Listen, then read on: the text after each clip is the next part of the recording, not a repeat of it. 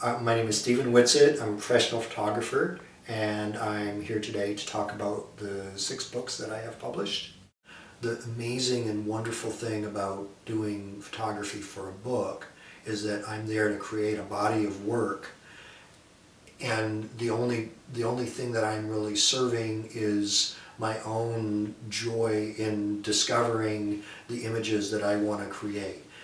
Whatever delights my eye, I go and take a photograph of. And it's so much fun that it's beyond description how much fun I have doing this.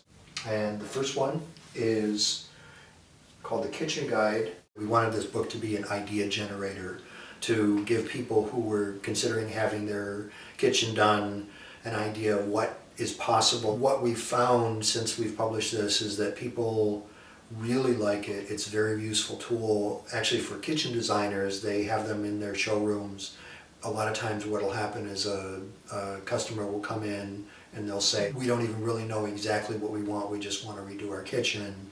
And so they can hand them this book, and it gives them a place to look at a wide variety of different designs and sort of generate some thoughts. So that's kind of the purpose for this. And since it was published in 2008, I've had great feedback from people who have bought it that it really helps generate ideas. The second book was Handmade Houses. Now, these homes were all built by the homeowners. Some of them are very, very radically different. There are several homes in here that are straw bale construction, which is very, very sustainable.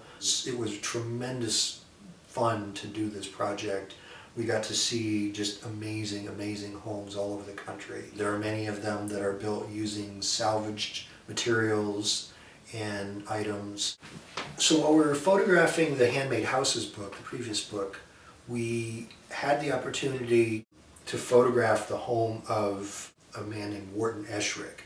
Wharton Esherick is really the grandfather of the wood furniture industry, the wood furniture art industry. His home was up in Valley Forge, Pennsylvania, and we got to go there and photograph it. It was just absolutely extraordinary.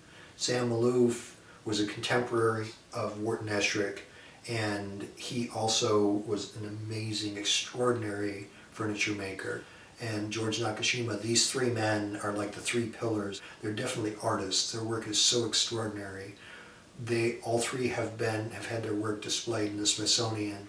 This book, I'm proud of all of them, but I'm especially proud of this just because of the level of talent of all 3 of these men and the honor to be able to photograph their spaces. I've been told, I haven't been there to see it, but I've been told that this book is in the Smithsonian's bookstore, which is quite an honor for me, and it was just a tremendous amount of fun to do. They all were furniture makers, but they all designed their own homes and built their own homes. And so what we did was we sort of explored how their design aesthetic from furniture carried through the architectural design of their homes. The next book is called Low Country Plantations, Georgia and South Carolina. Some of them are restored and some of them are just kept up. A lot of these places are tourist places. When I look at the picture on the cover of this, it's looking at this plantation house. It's looking across a pond. There's a little tiny alligator that was sitting right there. And when I went out to get a closer picture, he stood there and let me photograph him 3 or 4 times before he jumped in the water, basically saying that's enough. The next one that we did, which I was very, very excited about, was called Arts and Crafts Houses. The Arts and Crafts style is a very distinct style of architecture, and these homes that we photographed were all in the Los Angeles area. I got to spend about 3 weeks traveling around LA photographing these different homes. One of the things that I just really loved about these is the amazing woodwork and the use of wood throughout the homes.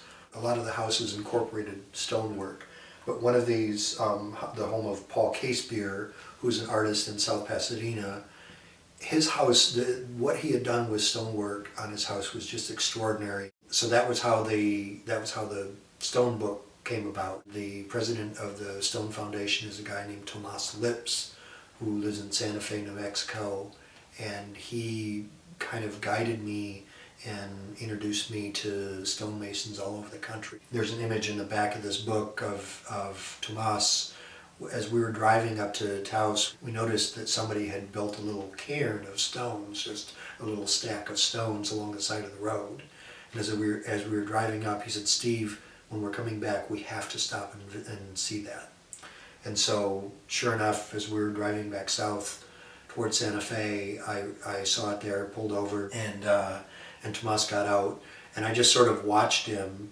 He hunted around and he hunted around, and he found a stone that he wanted to add to this cairn, and very, very carefully, through trial and error, placed it and found its perfect place of balance. As he found its place of balance, he turned and looked at me, and the look of joy on this man's face was just really said it all. It said the joy that all of these different artists expressed in doing their work, and it was just a real special moment for me.